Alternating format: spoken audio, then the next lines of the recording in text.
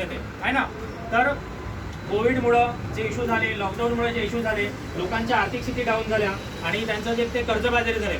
विशेषतः जे लोकांवरती कर्ज आहे त्यांची इच्छा नसते की त्यांनी कर्ज घेऊन फसवावं बँकला किंवा त्यांना त्रास द्यावा. पण प्रॉब्लेम असा आहे ना की कोविडमुळे आणि नोटबंदीमुळे, लॉकडाऊनमुळे असे इश्यूज झाले आहे की ज्याच्यामुळे आपण ते देण्यास असमर्थ होतो आहे कुठेतरी.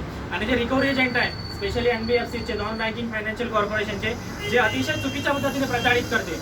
मी तुम्हाला सांगतो की इथे कमलापती जे आहे ना, त्यांना बँकेत अडवून ठेवलं होतं बजाज फिन्सॉरमध्ये. मी त्यांच्याशी बोलल्यानंतर मॅनेजरने त्यांना सोडलं.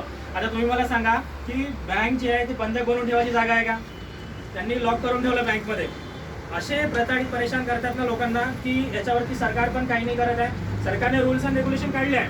तुम्हाला माहिती असायला पाहिजे की सरकार सांगते की 2% व्याज हे महिन्याचं सर्वाधिक व्याज आहे, 24% हे वर्षाचं सर्वाधिक व्याज आहे. तरी पण 2% पेक्षा जास्त काही प्रायव्हेट फायनान्सर घेतात. आणि मला तर असं माहिती पडलं की 10% पर्यंत पर मंथचे व्याज घेते.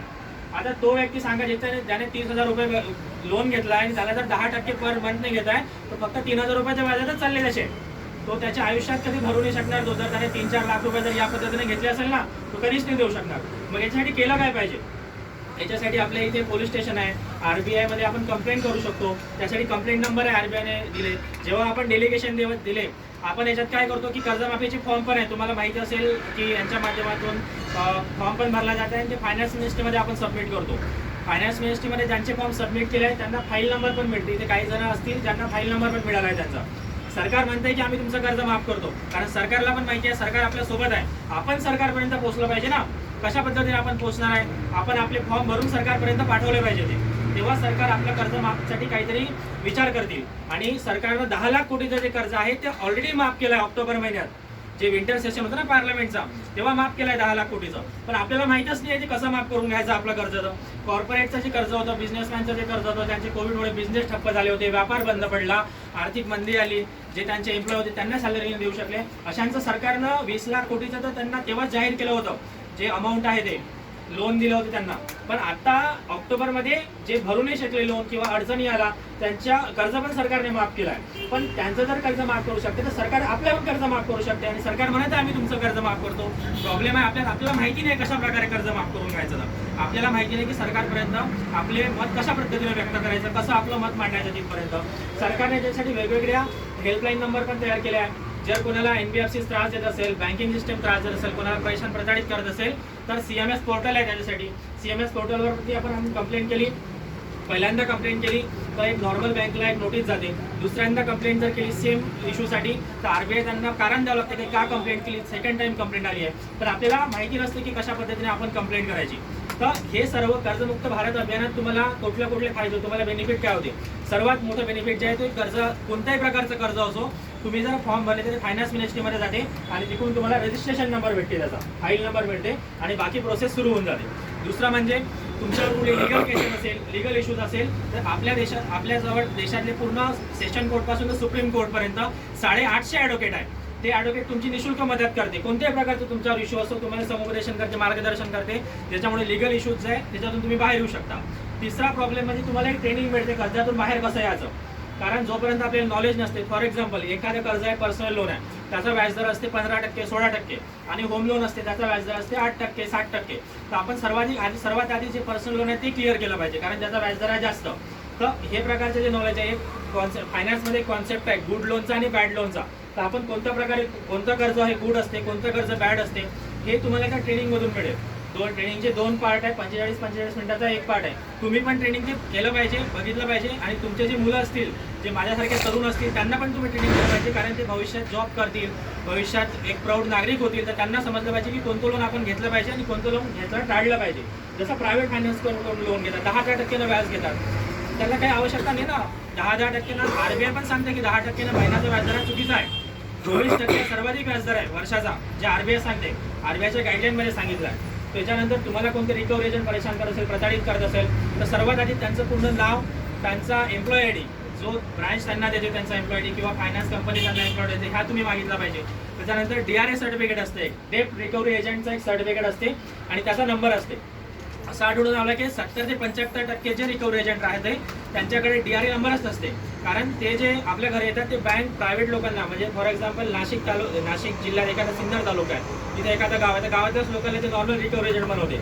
त्याची एक्झाम वगैरे काहीच नाही घेतला जात. तो फक्त प्रताडित परेशान करते आणि जाणीवपूर्वक चुकीच्या पद्धतीने घरच्या नागरिकांना छळून त्रास देऊन कर्ज त्याचं जे आहे ते वसूल करण्याचा प्रयत्न करते. ते RBI कधीच सांगत नाही असं. सरकार नेहमी आपल्या सोबत असते.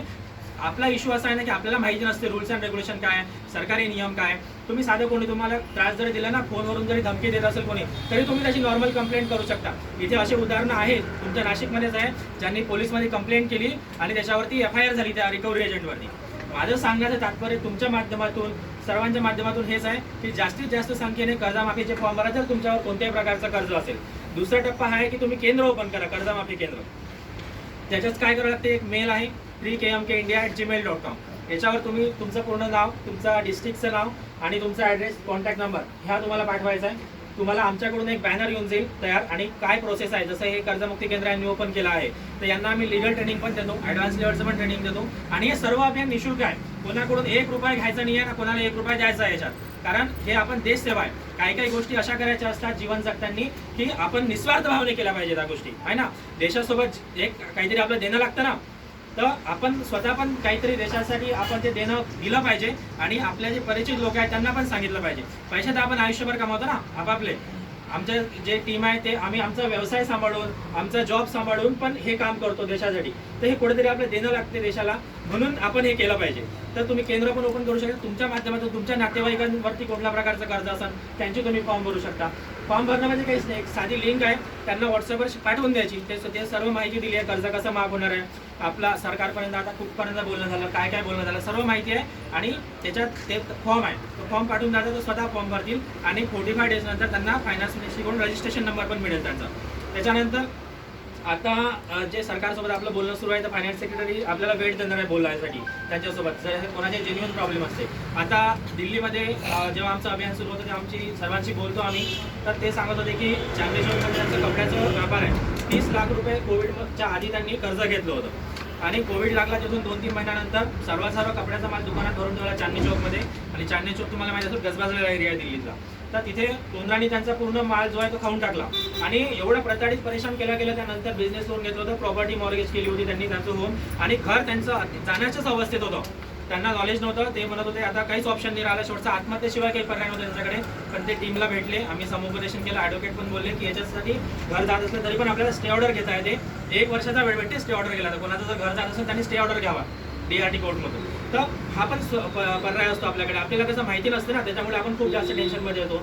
घरचा एक व्यक्ती जरी टेन्शनमध्ये आला ना, पूर्ण घर टेन्शनमध्ये येते, पूर्ण घर दबून जाते. त्याच्यामुळे घरचा जर करता पुरुष जर टेन्शनमध्ये आला, तो जर विचार करत असला ना, त्याची पत्नी, त्याची मुलं सर्व विचार करत राहते. त्याच्यामुळे त्यांची आर्थिक स्थिती तर खालावतेच, मानसिक स्थिती पण त्याच्यावरती इफेक्ट करते. म्हणून आपण जर आपल्याला गोष्टी माहिती असल्या, आपलं काय याच्यातून मार्ग निघू शकत असेल हे जर माहिती असलं तर अडचणी येत नाही. तर मग त्याला आम्ही सांगितलं, तर नंतर त्याचा प्रॉब्लेम पण सॉल्व्ह झाला. पण सांगण्याचं तात्पर्य हे की अशा लोकांचे जेन्युइन प्रॉब्लेम आहे. तुमच्यापैकी पण इथे काही लोक असतील ज्यांचे जेन्युइन प्रॉब्लेम आहे, कोविडमुळे त्यांनी डाऊन झालं आहे आर्थिक स्थिती किंवा त्यांचा व्यापार बंद पडला आहे, अशा लोकांचे जेन्युइन प्रॉब्लेम आहे. तर सरकार म्हणतं की ज्यांचे जेन्युइन प्रॉब्लेम आहे त्याचं कर्ज आम्ही 2 वर्षाचा आहे तर मॉरिटोरियम पिरियड देतो किंवा त्यांचं राईट ऑफ करतो, जसं बिझनेसमॅनचं केलं आहे तसं राईट ऑफ. पण आपल्याला 2 वर्षाचं मॉरिटोरियम पिरियड नाही पाहिजे. जसं बिझनेसमॅनचं राईट ऑफ केला आहे तसंच राईट ऑफ करून घेऊ आपण. ऑगस्टपर्यंत आपण पण सरकारला वेळ दिला आहे आणि ते पण म्हणतो आम्ही राईट ऑफ करू, कर्ज माफ करू. फक्त आपल्याला त्यांच्या माध्यमात तिकडे जायचं आहे. तर ते माझं सांगण्याचं तात्पर्य की आता सरकार म्हणत आहे फायनान्स सेक्रेटरी की आम्ही तुमची जे प्रत्येक जिल्ह्यातले जे लोक आहे त्यांचे फायनान्स मिनिस्टरसोबत आम्ही बैठक करून देऊ, तुमची फायनान्स सेक्रेटरीसोबत.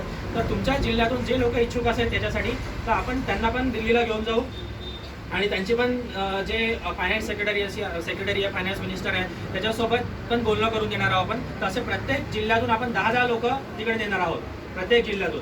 तर त्याची पण प्रोसेस सुरू झाली आहे आपली. तुमच्यापैकी जर असे कोणी नागरिक असतील, व्यक्ती असतील जे समुपदेशन चांगलं करू शकतात, चांगलं आपले स्किल असेल त्यांच्याकडे बोलू शकतात, बाकीच्या लोकांच्या समस्या ज्या आहेत त्या सरकारपर्यंत व्यक्त करू शकतात, तर अशा लोकांचं तिकडे स्वागत आहे. त्याच्यासाठी पण एक मेल ID आहे shahsar@gmail.com.